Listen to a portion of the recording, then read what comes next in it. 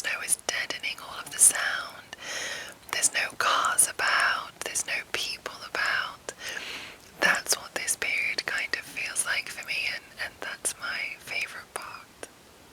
So, if you are joining me today, you may or may not have already watched part 1 of our Christmas Carol read through. If you haven't already watched part 1, I definitely recommend it, though I'm sure we're all familiar enough with this story that you could probably pick it up at any point through it and still understand what's happening, but definitely watch part 1 and then come back over and join us for part 2. So, without further ado, let's head into stave 3, the second of the 3 spirits. Awaking in the middle of a prodigiously tough snore and sitting up in bed to get his thoughts together, Scrooge had no occasion to be told that the bell was again upon the stroke of 1.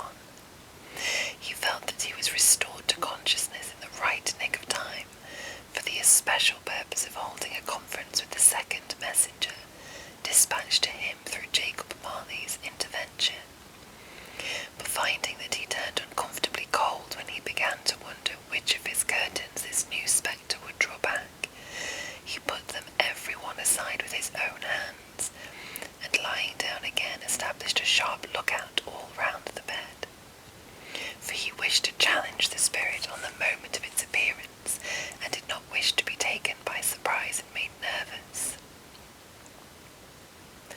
Gentlemen of the free and easy sort, who plume themselves on being acquainted with a move or two, and being especially equal to the time of day, express the wide range of their capacity for adventure by observing that they are good for anything from pitch and toss to manslaughter, between which opposite extremes, no doubt, there lies a tolerably wide and comprehensive range of subjects.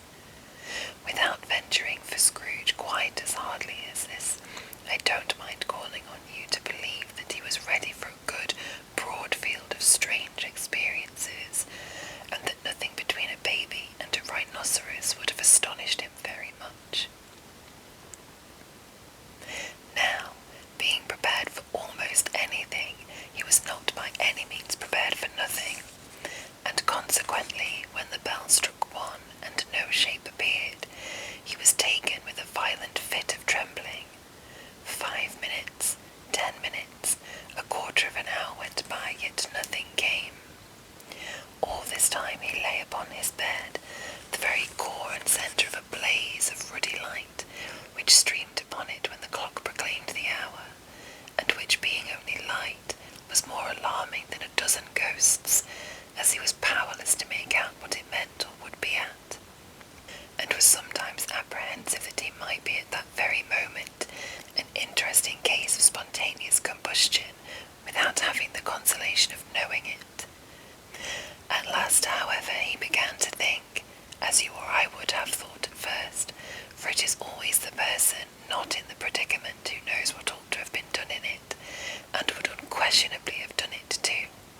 At last, I say, he began to think that the source and secret of this ghostly light might be in the adjoining room, from whence on further tracing it, it seemed to shine. This idea taking full possession of his mind, he got up softly and shuffled in his slippers to the door. The moment Scrooge's hand was on the lock, a strange voice called him by his name and bade him enter. He obeyed. It was his own room, there was no doubt about that, but it had undergone a surprising transformation.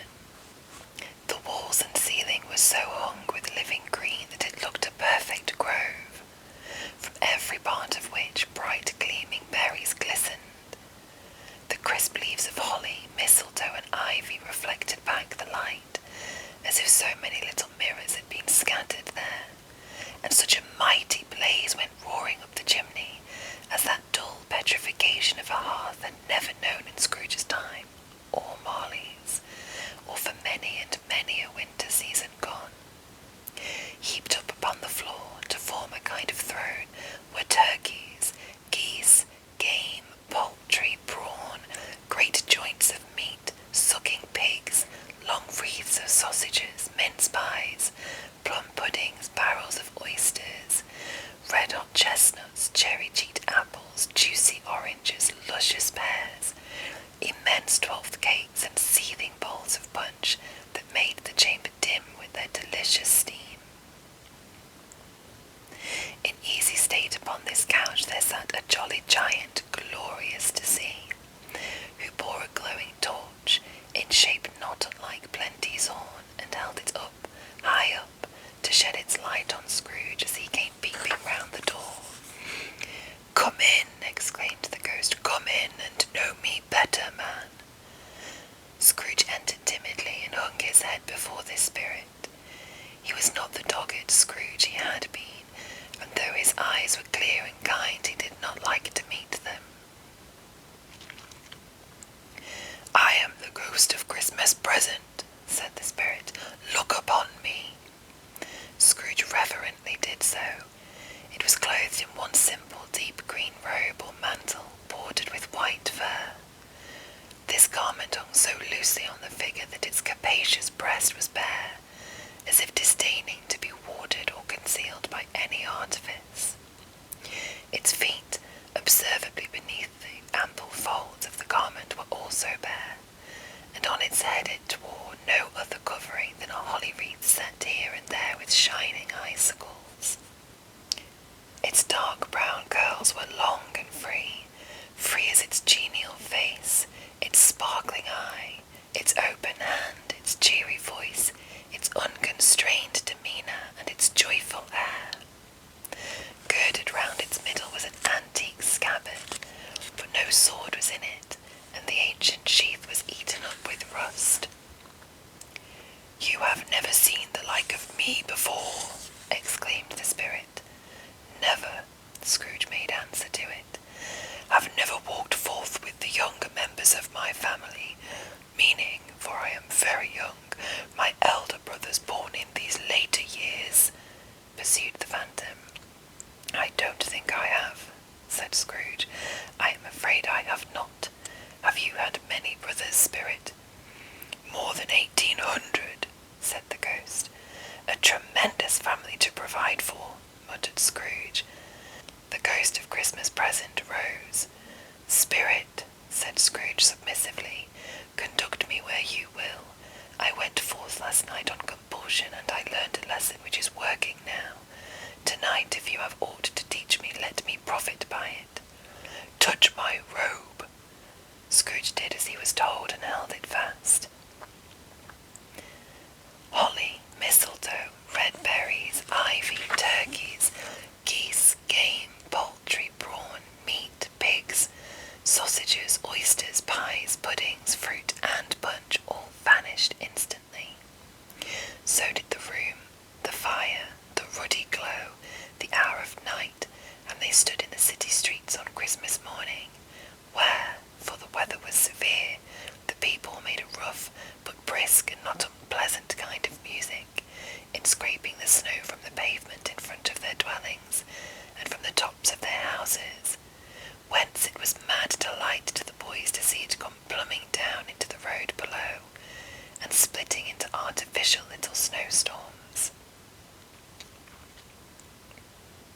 The house fronts looked black enough, and the windows blacker, contrasting with the smooth white sheet of snow upon the roofs, and with the dirtiest snow upon the ground, which last deposit had been ploughed up in deep furrows by the heavy wheels of carts and wagons, furrows that crossed and recrossed each other hundreds of times where the great streets branched off, and made intricate channels hard to trace in the thick yellow mud and icy water. The sky was gloomy, and the shortest streets were choked up with a dingy mist, half thawed, half frozen, whose heavier particles descended in a shower of sooty atoms, as if all the chimneys in Great Britain had, by one consent, caught fire, and were blazing away to their dear hearts' content. There was nothing very cheerful in the climate or the town, and yet was there an air of cheerfulness abroad that the clearest summer air and brightest summer sun might have endeavoured to diffuse in vain. For the people who were shovelling away on the housetops were jovial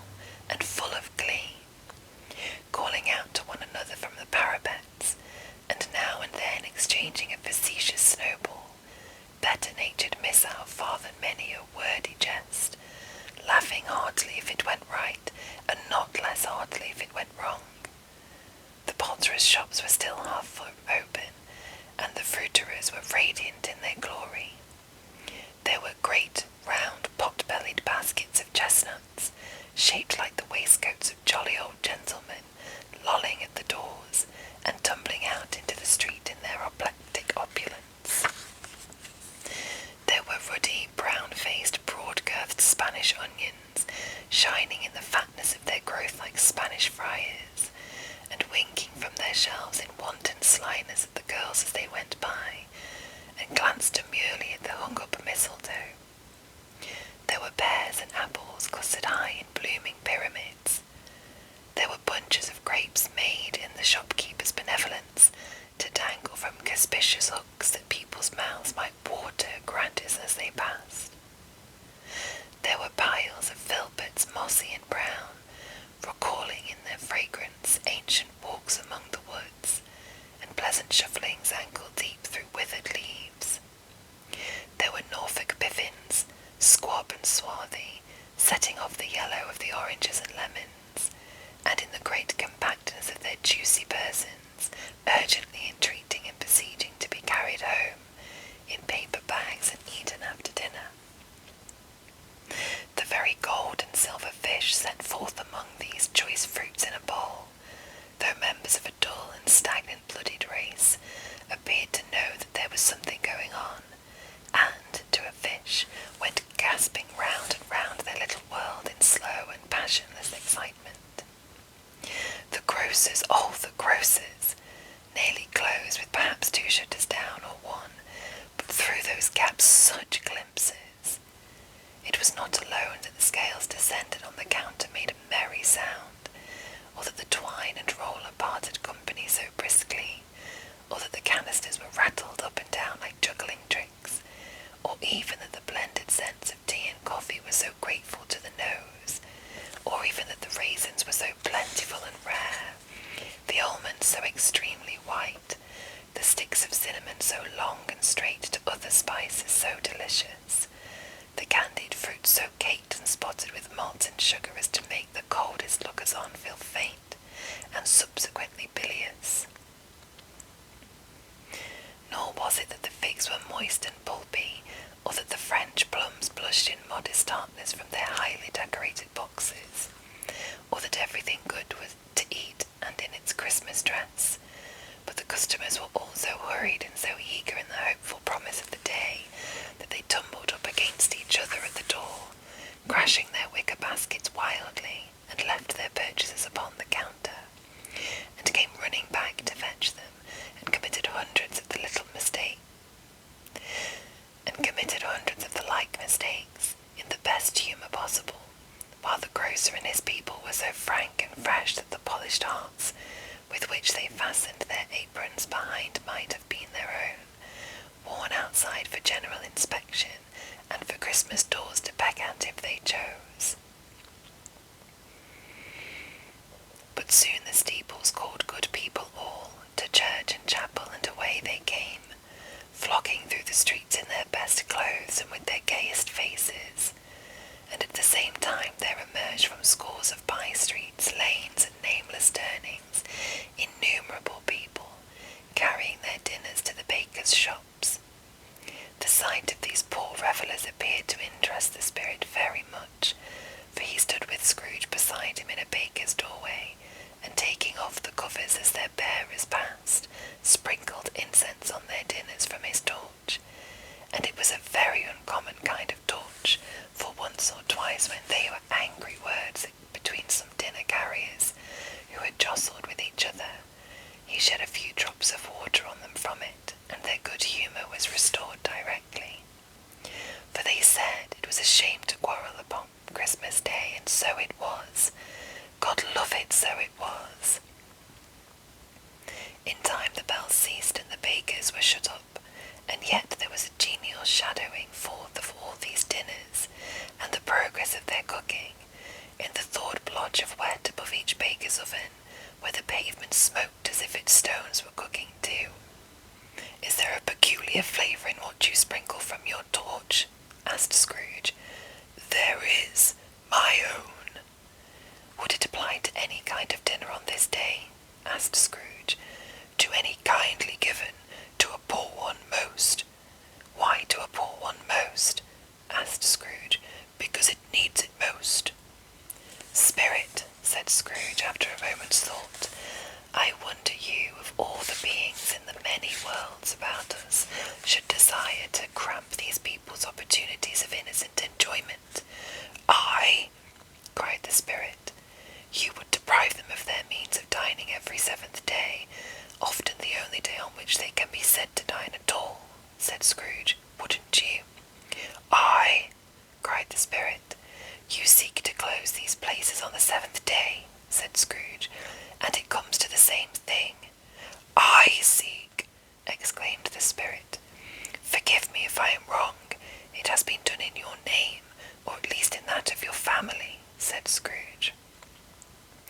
"There are some upon this earth of yours," returned the spirit, "who lay claim to know us, and who do their deeds of passion, pride, ill will, hatred, envy, bigotry, and selfishness in our name, who are as strange to us as all our kith and kin, as if they had never lived. Remember that, and charge their doings on themselves, not us." Scrooge promised that he would, and they went on, invisible as they had been before, into the suburbs of the town. It was a remarkable quality of the ghost, which Scrooge had observed at the baker's, that notwithstanding his gigantic size, he could accommodate himself to any place with ease, and that he stood beneath a low roof quite as gracefully and like a supernatural creature as it was possible he could have done in any lofty hall. And perhaps it was the pleasure the good spirit had in showing off his power of his, or else it was his own kind, generous, hearty nature, and his sympathy with all poor men, that led him straight to Scrooge's clerks. For there he went, and took Scrooge with him, holding to his robe. And on the threshold of the door the spirit smiled, and stopped to bless Bob Cratchit's dwelling with the sprinklings of his torch. Think of that! Bob had but 15 bob a week himself.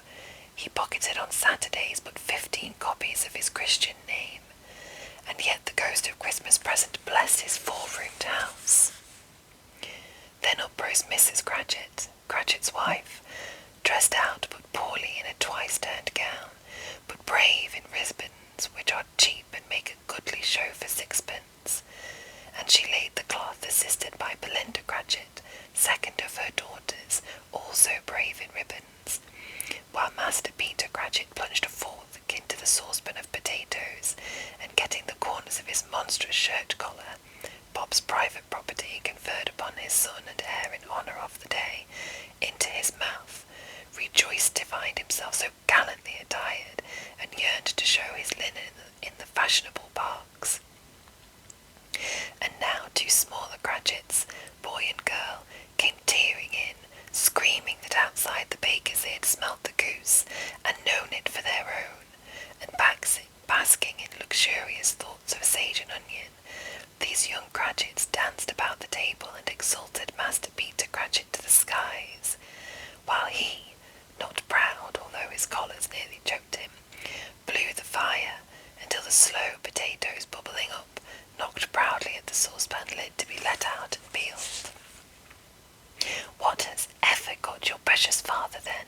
said Mrs. Cratchit, "and your brother Tiny Tim, and Martha weren't as late last Christmas Day by half an hour?" "Here's Martha, mother," said a girl, appearing as she spoke. "Here's Martha, mother," cried the 2 young Cratchits. "Hurrah! There's such a goose, Martha." "Why, bless your heart alive, my dear, how late you are," said Mrs. Cratchit, kissing her a dozen times, and taking off her shawl and bonnet for her with a vicious zeal. "We'd a deal of work to finish up last night," replied the girl, "and had to clear away this morning, mother." "Well, never mind so long as you are come," said Mrs. Cratchit. "Sit you down before the fire, my dear, and have a warm, Lord bless you." "No, no, there's father coming," cried the 2 young Cratchits, who were everywhere at once. "Hide, Martha, hide."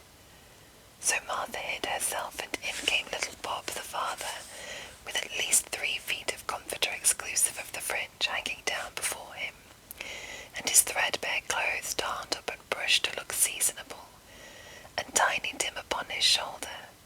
Alas for Tiny Tim, he bore a little crutch, and had his limbs supported by an iron frame. "Why, where's Aunt Martha?" cried Bob Cratchit, looking round. "Not coming," said Mrs. Cratchit. "Not coming," said Bob, with a sudden declension in his high spirits, for he had been Tim's blood horse all the way from church and had come home rampant. "Not coming upon Christmas Day." Martha didn't like to see him disappointed, if it were only in joke, so she came out prematurely from behind the closet door and ran into his arms, while the two young Cratchits hustled Tiny Tim and bore him off into the wash-house, that he might hear the pudding singing in the copper. "And how did little Tim behave?" asked Mrs. Cratchit, when she had rallied Bob on his credulity, and Bob had hugged his daughter to his heart's content. "As good as gold," said Bob, "and better. Somehow he gets thoughtful, sitting by himself so much, and thinks the strangest things you ever heard. He told me, coming home, that he hoped the people saw him in the church, because he was a cripple, and it might be pleasant to them to remember on Christmas Day who made lame beggars walk and blind men see." Bob's voice was tremulous when he told them this, and trembled more when he said that Tiny Tim was growing strong and hearty. His active little crutch was heard upon the floor, and back came Tiny Tim before another word was spoken, escorted by his brother and sister to his stool beside the fire, and while Bob, turning up his cuffs, as if, poor fellow, they were capable of being made more shabby, compounded some hot mixture in a jug with gin and lemons, and stirred it round and put it on the hob to simmer, Master Peter and the two ubiquitous young Cratchits went to fetch the goose, with which they soon returned in high procession. Such a bustle ensued that you might have thought a goose the rarest of all birds, a feathered phenomenon, to which a black swan was a matter of course, and in truth it was something very like it in that house. Mrs. Cratchit made the gravy, ready beforehand in a little saucepan, hissing hot. Master Peter mashed the potatoes with incredible vigour. Miss Belinda sweetened up the apple sauce. Martha dusted the hot plates. Bob took Tiny Tim beside him in a tiny corner at the table. The two young Cratchits set chairs for everybody, not forgetting themselves, and mounting guard upon their posts, crammed spoons into their mouths, lest they should shriek for goose before their turn came to be helped. At last the dishes were set on, and grace was said.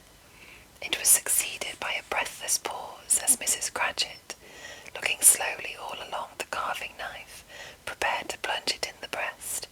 But when she did, and when the long-expected gush of stuffing issued forth, one murmur of delight arose all round the board, and even Tiny Tim, excited by the two young Cratchits, beat on the table with the handle of his knife and feebly cried, "Hurrah!" There never was such a goose. Bob said he didn't believe there ever was such a goose cooked. Its tenderness and flavour, size and cheapness were the themes of universal admiration. Eked out by the apple sauce and mashed potatoes, it was a sufficient dinner for the whole family. Indeed, as Mrs. Cratchit said with great delight, surveying one small atom of a bone upon the dish, they hadn't ate it all at last. Yet every one had had enough, and the youngest Cratchits in particular were steeped in sage and onion to the eyebrows. But now, the plates being changed by Miss Belinda, Mrs. Cratchit left the room alone, too nervous to bear witnesses, to take the pudding up and bring it in. Suppose it should not be done enough?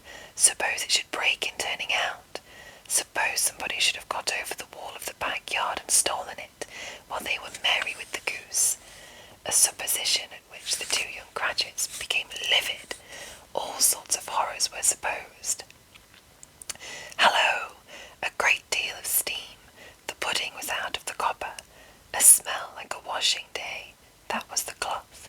A smell like an eating house, and a pastry cook's next door to each other, with a laundress's next door to that. That was the pudding. In half a minute Mrs. Cratchit entered,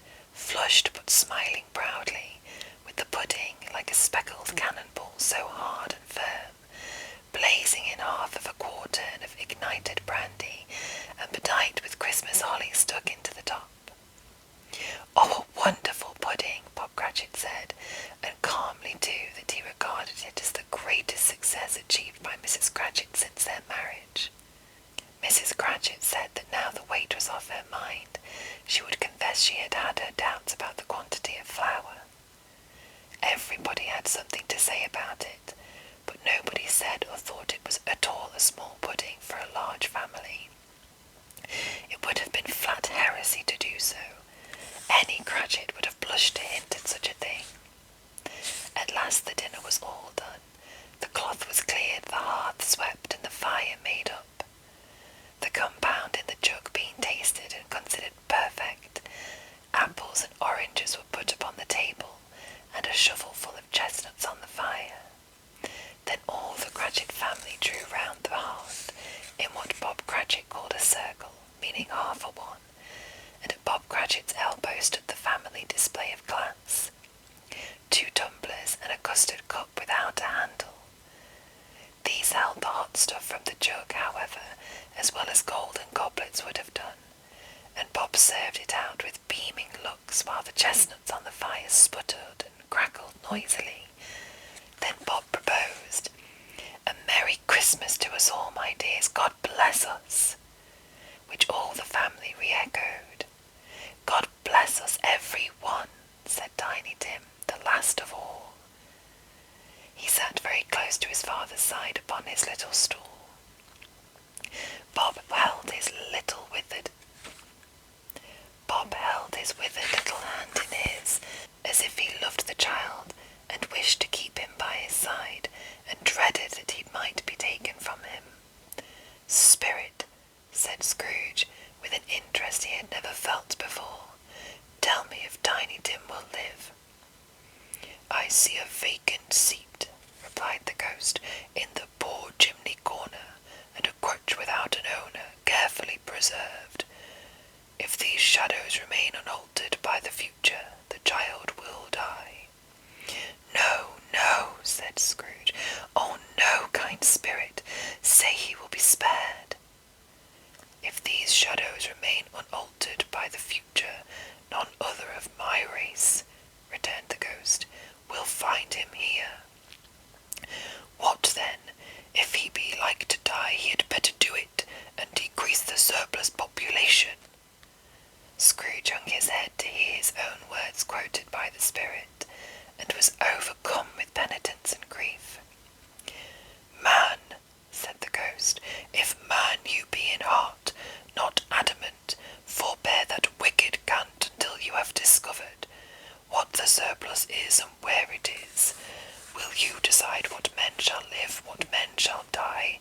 It may be that in the sight of heaven you are more worthless and less fit to live than millions like this poor man's child. Oh God, to hear the insect on the leaf pronouncing on the too much life among his hungry brothers in the dust."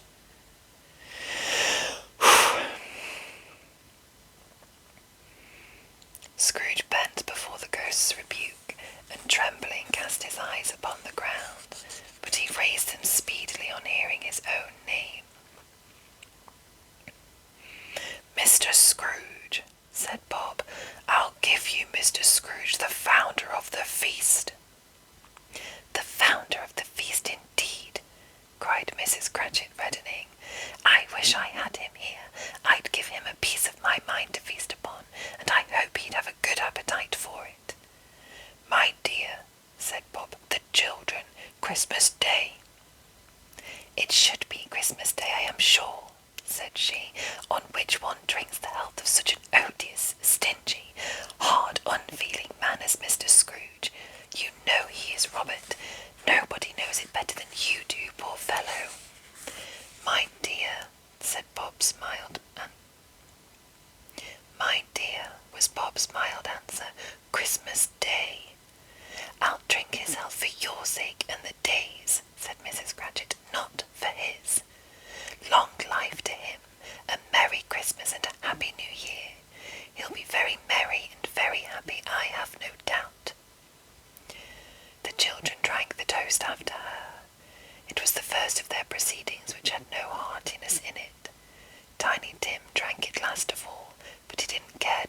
chance for it.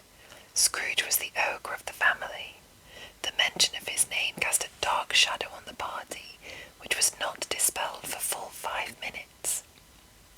After it had passed away, they were 10 times merrier than before, from the mere relief of Scrooge the baleful being done with. Bob Cratchit told them how he had a situation in his eye for Master Peter, which would bring in, if obtained, full 5 and 6pence weekly. The 2 young Cratchits laughed tremendously at the idea of Peter's being a man of business, and Peter himself looked thoughtfully at the fire from between his collars, as if he were deliberating what particular investments he should favour when he came into the receipt of that bewildering income. Martha, who was a poor apprentice at a milliner's, then told them what kind of work she had to do, and how many hours she worked at a stretch, and how she meant to lie abed tomorrow morning for a good long rest, tomorrow being a holiday she passed at home. Also how she had seen a countess and a lord some days before, and how the lord was much about as tall as Peter, at which Peter pulled up his collar so high that you couldn't have seen his head if you had been there. All this time the chestnuts and the jug went round and round, and by they had a song about a lost child travelling in the snow from Tiny Tim, who had a plaintive little voice and sang it very well indeed. There was nothing of high mark in this. They were not a handsome family, they were not well dressed, their shoes were far from being waterproof, their clothes were scanty, and Peter might have known, and very likely did, the inside of a pawnbroker's. But they were happy, grateful, pleased with one another, and contented with the time. And when they faded and looked happier yet in the bright sprinklings of the spirit's torch at parting, Scrooge had his eye upon them, and especially on Tiny Tim until the last. By this time it was getting dark, and snowing pretty heavily, and as Scrooge and the spirit went along the streets, the brightness of the roaring fires in kitchens, parlours, and all sorts of rooms was wonderful. Here the flickering of the blaze showed preparations for a cosy dinner, with hot plates baking through and through before the fire, and deep red curtains ready to be drawn to shut out cold and darkness. There all the children of the house were running out into the snow to meet their married sisters, brothers, cousins, uncles, aunts, and to be the first to greet them. Here again were shadows on the window blind of guests assembling, and there a group of handsome girls all hooded and fur-booted, and all chattering at once, tripped lightly off to some near neighbour's house, where, woe upon the single man who saw them enter, artful witches, well they knew it, in a glow.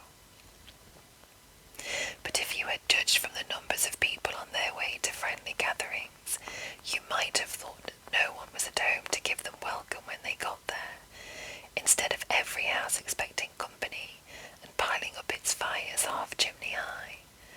Blessings on it, how the ghost exulted, how it bared its breadth of breast, and opened its capacious palm, and floated on, outpouring with a generous hand its bright and harmless mirth on everything within its reach. The very lamplighter who ran on before, dotting the dusky street with specks of light, and who was dressed to spend the evening somewhere, laughed out loudly as the spirit passed, though little kenned the lamplighter that he had any company but Christmas. And now, without a word of warning from the ghost, they stood upon a bleak and desert moor, where monstrous masses of rude stone were cast about, as though it were the burial place of giants, and water spread itself wheresoever it listed, or would have done so but for the frost that held it prisoner.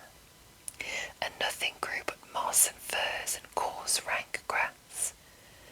Down in the west the setting sun had left a streak of fiery red, which glared upon the desolation for an instant, like a sullen eye, and frowning lower, lower yet, was lost in the thick gloom of darkest night.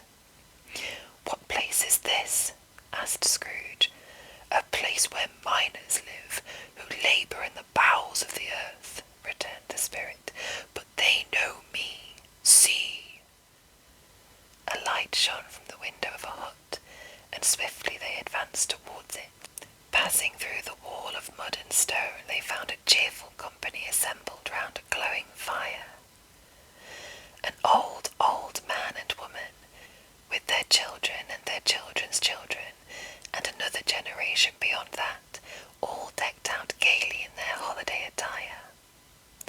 The old man, in a voice that seldom rose above the howling of the wind upon the barren waste, was singing them a Christmas song. It had been a very old song when he was a boy, and from time to time they all joined in the chorus. So surely as they raised their voices, the old man got quite blithe and loud, and so surely as they stopped, his vigour sank again. The spirit did not tarry here, but bade Scrooge hold his robe, and passing on above them all, sped whither? Not to see, to see. To Scrooge's horror, looking back, he saw the last of the land, a frightful range of rocks behind them, and his ears were deafened by the thundering of water, as it rolled and roared and raged among the dreadful caverns it had worn, and fiercely tried to undermine the earth. Built upon a dismal reef of sunken rocks, some league or so from shore, on which the waters chafed and dashed, the wild year through there stood a solitary lighthouse. Great heaps of seaweed clung to its base, and storm birds, born of the wind one might suppose as seaweed of the water, rose and fell about it like the waves they skimmed. But even here, two men who watched the light had made a fire that through the loophole in the thick stone wall shed out a ray of brightness on the awful sea. Joining their horny hands over the rough table at which they sat, they wished each other Merry Christmas in their can of grog, and one of them, the elder, too, with his face all damaged and scarred with hard weather, as the figurehead of an old ship might be, struck up a sturdy song that was like a gale in itself. Again the ghost sped on, above the black and heaving sea, on, until, being far away, as he told Scrooge, from any known shore, they lighted on a ship. They stood beside the helmsman at the wheel, the lookout in the bow, the officers who had the watch, dark ghostly figures in their several stations. But every man among them hummed a Christmas tune, or had a Christmas thought, or spoke below his breath to his companion of some bygone Christmas day, with homeward hopes belonging to it. And every man on board, waking or sleeping, good or bad, had had a kinder word for another on that day than any other day of the year, and had shared to some extent in its festivity, and had remembered those he cared for at a distance, and had known that they delighted to remember him. It was a great surprise to Scrooge, while listening to the moaning of the wind and thinking what a solemn thought it was, to move on through the lonely darkness over an unknown abyss, whose depths were secrets as profound as death. It was a great surprise to Scrooge, while thus engaged, to hear a hearty laugh. It was a much greater surprise to Scrooge to recognise it as his own nephew's, and to find himself in a bright, dry, gleaming room, with the spirit standing smiling by his side, and looked at that same nephew with approving affability. "Ha! Ha!" laughed Scrooge's nephew. "Ha! Ha! Ha! If you should happen, by any unlikely chance, to know a man more blessed in a laugh than Scrooge's nephew, all I can say is, I should like to know him too. Introduce him to me, and I'll cultivate his acquaintance.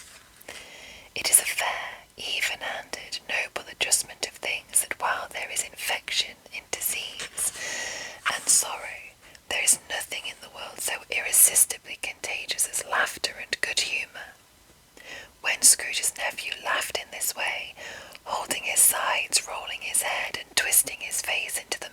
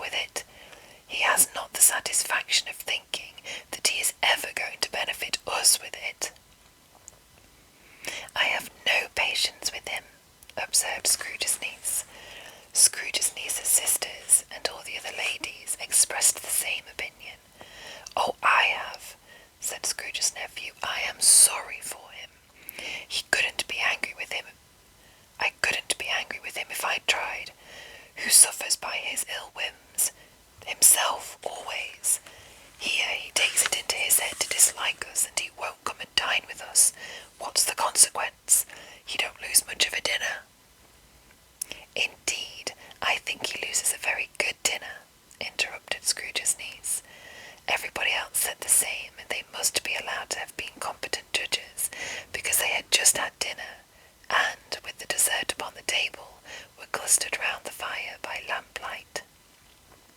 "Well, I am very glad to hear it," said Scrooge's nephew, "because I haven't any great faith in those young housekeepers. What do you say, Topper?"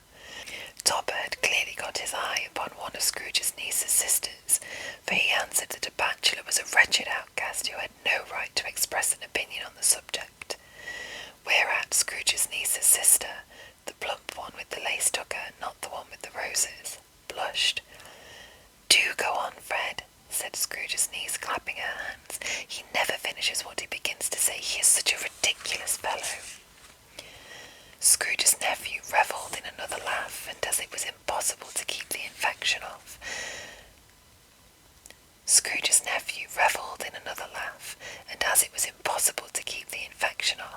though the plump sister tried hard to do it with aromatic vinegar, his example was unanimously followed. "I was only going to say," said Scrooge's nephew, "that the consequence of his taking a dislike to us and not making merry with us is, as I think, that he loses some pleasant moments, which could do him no harm. I am sure he loses pleasanter companions than he can find in his own thoughts, either in his mouldy old office or his dusty chambers. I mean to give him the same chance every year, whether he likes it or not, for I pity him. He may rail at Christmas till he dies, but he can't help thinking better of it, if I defy him, if he finds me going there in good temper year after year and saying, 'Uncle Scrooge, how are you?'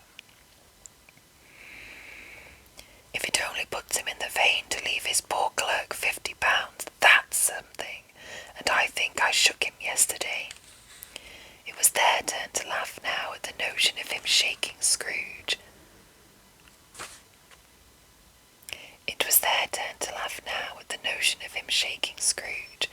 Being thoroughly good-natured and not much caring what they laughed at, so that they laughed at any rate, he encouraged them in their merriment, and passed the bottle joyously.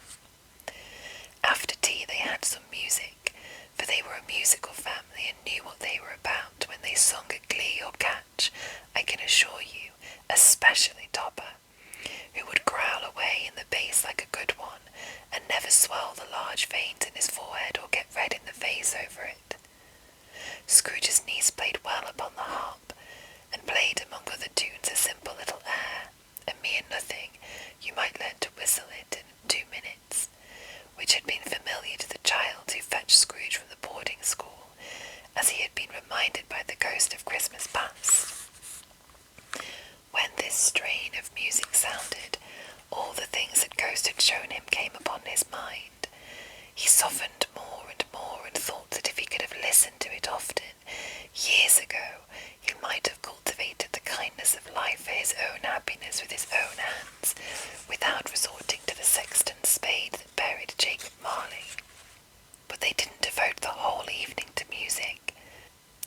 After a while they played at forfeits, for it is good to be children sometimes, and never better than at Christmas, when its mighty founder was a child himself. Stop! There was first a game at blindman's buff. Of course there was, and I no more believe Topper was really blind than I believe he had eyes in his boots. My opinion is that it was a done thing between him and Scrooge's nephew, and that the ghost of Christmas present knew it. The way he went after that plump sister in the lace tucker was an outrage on the credulity of human nature. Knocking down the fire irons, tumbling over the chairs, bumping against the piano, smothering himself among the curtains. Wherever she went, there went he. He always knew where the plump sister was. He wouldn't catch anybody else. If you had fallen up against him, as some of them did, and stood there, he would have made a feint of endeavouring to seize you, which would have been an affront to your understanding, and would instantly have sidled off in the direction of the plump sister. She often cried out that it wasn't fair, and it really was not.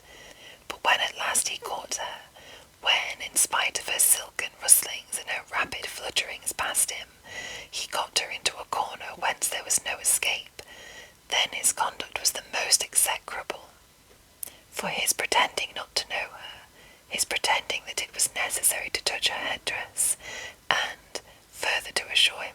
her identity by pressing a certain ring upon her finger and a certain chain about her neck was vile, monstrous. No doubt she told him her opinion of it, when, another blind man being in office, they were so very confidential together behind the curtains. Scrooge's niece was not one of the blind man's buff party, but was made comfortable with a large chair and a footstool in a snug corner, where the ghost and Scrooge were close behind her. But she joined in the forfeits and loved her love to admiration with all the letters of the alphabet. Likewise at the game of how, when, and where she was very great, and to the secret joy of Scrooge's nephew Peter, her sister's hollow, though they were sharp girls too, as Topper would have told you. There might have been 20 people there, young and old, but they all played, and so did Scrooge, for, wholly forgetting in the interest he had in what was going on, that his voice made no sound in their ears, he sometimes came out with his guess quite loud, and very often guessed right too, for the sharpest needle, best Whitechapel, warranted not to cut in the eye, was not sharper than Scrooge, blunt as he took it in his head to be. The ghost was greatly pleased to find him in this mood, and looked upon him with such favour that he begged like a boy to be allowed to stay until the guests departed. But this spirit said could not be done. "Here is a new game," said Scrooge. "1 half-hour, spirit, only one." It was a game called Yes and No, where Scrooge's nephew had to think of something, and the rest must find out what. He only answered to their questions yes or no, as the case was. The brisk fire of questioning to which he was exposed elicited from him that he was thinking of an animal, a live animal, rather a disagreeable animal,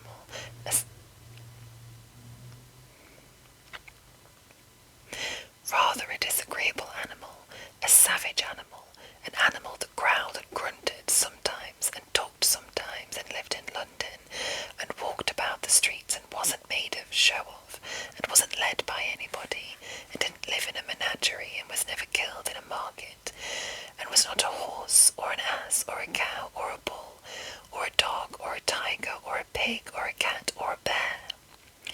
At every fresh question that was put to him, this nephew burst into a fresh roar of laughter, and was so inexpressibly tickled that he was obliged to get up off the sofa and stamp. At last the plump sister, falling into a similar state, cried out, "I have found it! I know what it is, Fred! I know what it is!" "What is it?" cried Fred. "It's your Uncle Scrooge." Which it certainly was. Admiration was the universal sentiment, though some objected that the reply to "Is it a bear?" ought to have been yes, inasmuch as an answer in the negative was sufficient to have diverted their thoughts from Mr. Scrooge, supposing they had ever had any tendency that way. "He has given us plenty of merriment, I am sure," said Fred, "and it would be ungrateful not to drink to his health. Here is a glass of mulled wine ready to our hand at the moment, and I say Uncle Scrooge." "Well, Uncle Scrooge," they cried. "A Merry Christmas and a Happy New Year to the old man wherever he is," said Scrooge's nephew. "He wouldn't take it from me, but he may have it nevertheless. Uncle Scrooge." Uncle Scrooge had imperceptibly become so gay and light to heart that he would have pledged the unconscious company in return, and thanked them in an inaudible speech if the ghost had given him time. But the whole scene passed off in the breath of the last words spoken by the nephew, and he and the spirit were again upon their travels. Much they saw, and far they went, and many homes they visited, but always with a happy end. The spirit stood beside sick beds, and they were cheerful, on foreign lands, and they were close at home, by struggling men, and they were patient in their greater hope, by poverty, and it was rich, in almshouse, hospital, and jail, in misery's every refuge, where vain man in his little brief authority had not made fast the door, and barred the spirit out, he left his blessing, and taught Scrooge his precepts. It was a long night, if it were only a night, but Scrooge had his doubts of this, because the Christmas holidays appeared to be condensed into the space of time time they passed together. It was strange, too, that while Scrooge remained unaltered in his outward form, the ghost grew older, clearly older. Scrooge had observed this change, but never spoke of it, until they left a children's 12th night party.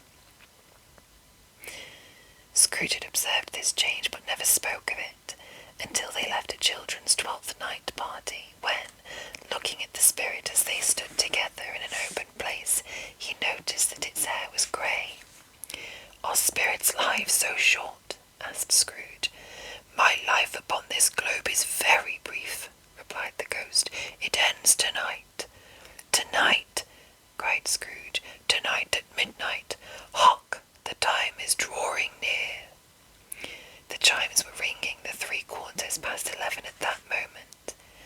"Forgive me if I am not justified in what I ask," said Scrooge, looking intently at the spirit's robe, "but I see something strange and not belonging to yourself protruding from your skirts.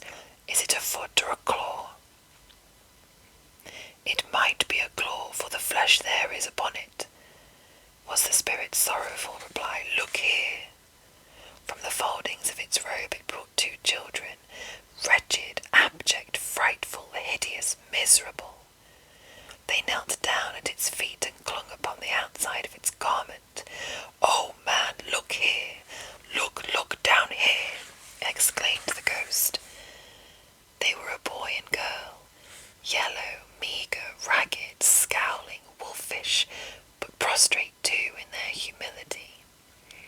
Where graceful youth should have filled their features out and touched them with its freshest tints, a stale and shriveled hand like that of age had pinched and twisted them and pulled them into shreds.